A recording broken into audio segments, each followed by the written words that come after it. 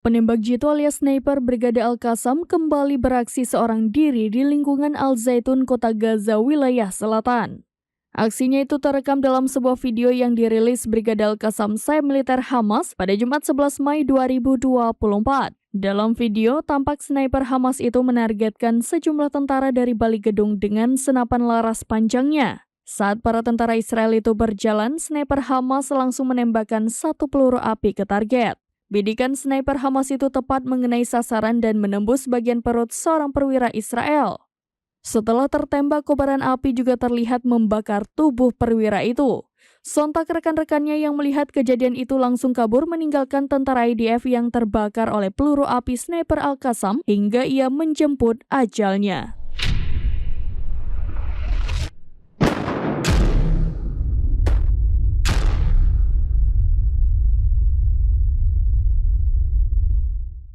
Download Tribun X sekarang, menghadirkan lokal menjadi Indonesia.